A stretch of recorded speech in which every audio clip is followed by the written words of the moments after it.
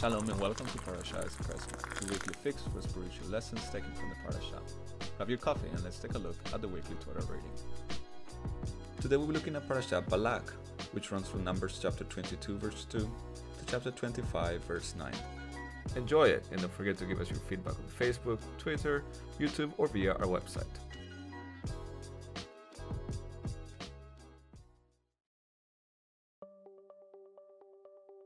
I was so busy reading the article on my phone that before I knew it, the train pulled away.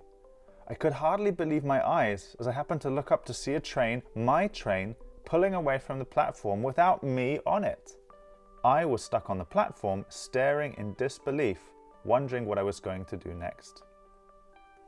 There are some wonderful idioms in the English language, but one of my favorite has to be the saying, "You can't see the wood, or the forest, for the trees." Sometimes we can be so focused on details that we miss the bigger picture.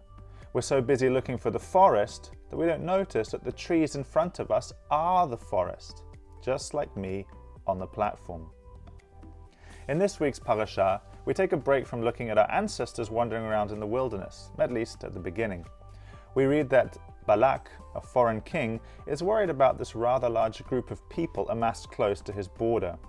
He's heard the rumors of what happened in Egypt and is keen to avoid a repeat in his country, Moab. So he decides to nip the problem in the bud by hiring a local sorcerer to curse our people. It's a sly move and ensures that armed combat is avoided, but will it work? The sorcerer in question is a man named Balaam. We don't really learn much about him, but it's clear from the narrative that he's somehow had some contact with our God, the God of Israel. Balak sends dignitaries to Balaam with a reward if he will come and curse the sons of Israel.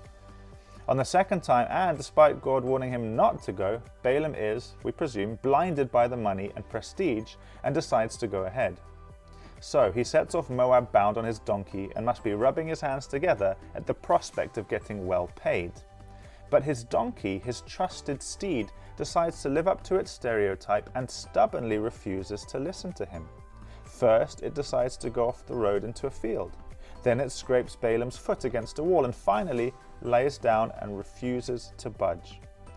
Balaam understandably flies into a rage before we read about one of the bizarrest occurrences in the whole of the Hebrew Bible. Balaam goes to beat his donkey, but suddenly his equine friend starts talking to him.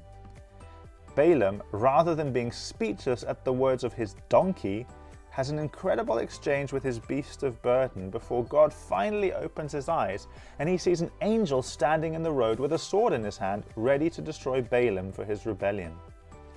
Balaam is penitent and offers to return home, but God tells him to go ahead. He has a different plan now. So often we can find ourselves like Balaam. We can't see the wood for the trees. The plain truth that is there to be seen is somehow not clear to us. We're blinded by circumstances, by our own stupidity, or by our own focus on secondary issues. Sometimes our work may consume us to the point that we don't spend much needed time with our families. Climbing up the career ladder may mean that we lose out on friendships and other relationships. We might become so focused on money that we tread on people just to get ahead, even when at the end of our lives, money and possessions won't help us at all. We may spend our lives on things that give us temporary satisfaction or pleasure, but ultimately don't really satisfy us. We can all be blinded to those things that really matter in life. Thankfully, from time to time, we can experience eye-opening moments. Balaam's donkey episode is his epiphany, and from that time on, he is determined to see things clearly. He goes with the messengers, and Balak leads him up to various mountain peaks from where he can see our people and curse them. Twice, Balaam comes back and instead of cursing our people, blesses them. Balak is understandably furious, but continues in his blind hatred and rejection of the facts and sends Balaam to curse again. Who knows, maybe third time's the charm? Balaam by now realizes that God is never going to curse our people. He comes back and proceeds to bless Israel again, and not only that, but to predict the future. He describes himself as a man with his eyes opened. He finally sees clearly. So clearly, in fact, that he predicts the coming of the Messiah. Balak flies into a rage, but it's already too late. Balaam couldn't care less that he's robbed himself of riches and recognition. He's had his eyes opened, and what's better than that? Perhaps you've experienced a similar moment where suddenly you realized that things weren't quite as they seemed. As a teenager, I had this experience where I suddenly realized that I was wasting my life chasing temporary satisfaction instead of enduring fulfillment. I decided to put my faith in Yeshua, Jesus, our Jewish Messiah, and he opened my eyes. While it's hard to describe in words, it felt like my eyes were open and suddenly there seemed to be more colors. Life seemed to be brighter.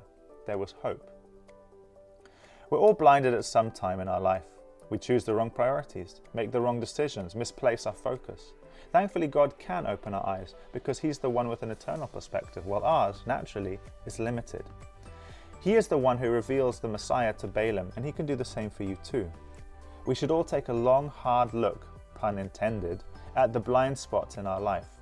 It's time to get our perspective corrected by coming to the Messiah Yeshua, the one that our people has, for thousands of years, considered an enemy. He's anything but that. He is the one who can enable us to see clearer than we ever have before. But we have to be willing to discover that. While we might not realize it, he is the wood, the forest that we've been searching for, to borrow the imagery from the famous idiom. The fulfillment that we look for in temporary things such as food or affection, respect, whatever, we can ultimately only find in him. Thankfully, I was able to take a different train that day. Thankfully, God opened the mouth of Balaam's donkey. Thankfully, God opened my eyes as a teenager, and thankfully, he wants to do the same for all of us. But do we really want to see, or would we rather remain in the blindness we know? The wood is there. It's right in front of you. Can you see it?